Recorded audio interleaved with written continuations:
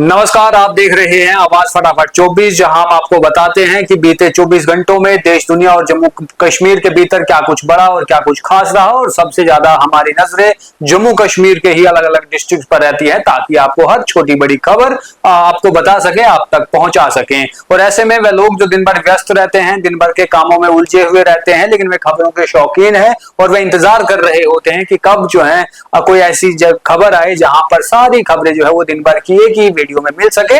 तो उनके लिए हमारा ये स्पेशल प्रोग्राम आवाज फटाफट 24।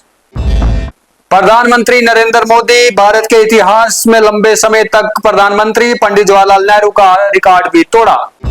जेके बॉपी का बड़ा फैसला, अब 16 जून को होगा दोपहर 2 से 4 बजे इवनिंग शिफ्ट में MSc nursing common entrance test. राज्य दर्जे की बहाली पर सियासी पारा चढ़ा, फारूक अब्दुल्ला बोले वादा पूरा करेंगे पीएम मोदी, इंतजार अभी भी है। अमरनाथ यात्रियों को बड़ी राहत, तवी रिवर फ्रंट पर ही मिलेगा स्वास्थ्य प्रमाण पत्र, मिलेगी वन स्टॉप सुविधाएं। जम्मू कश्मीर में जनवरी से लेकर अब तक सामान्य से 42% कम हुई बारिश, बड़ा सूखा का जोखिम और चिंताएं।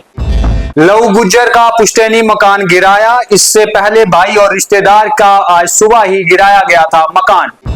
जम्मू और कश्मीर में स्पोर्ट्स कोटा के तहत चुने गए 223 खिलाड़ी, जल्द मुख्यमंत्री द्वारा सौंपे जाएंगे अपॉइंटमेंट लेटर।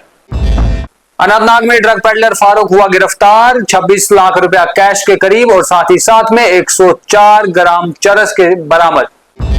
जम्मू कश्मीर में 1 जुलाई से निजी अस्पतालों के भीतर नहीं उपयोग होगा गोल्डन कार्ड, जेकेपीएचडीए ने दी जानकारी। डोडा में सफाई कर्मचारियों का विधायक के खिलाफ प्रदर्शन, मौके पर पहुंचे महराज और गो बैक महराज के लगे नारे। जम्मू यूनिवर्सिटी ने निकाली 22 पोस्टें, 15 तारीख से खुलेगा पोर्टल और आप भर सकते हैं अपना फॉर्म। खेल मंत्री सतीश शर्मा की घोषणा, कहा अगले आने वाले सीजन में आईपीएल कश्मीर में होगा। वहीं जम्मू में मौसम में कोई तब्दीली नहीं, आज करीबन 43 डिग्री पार हुआ पारा, लू के बज रहे हैं थपेड़े।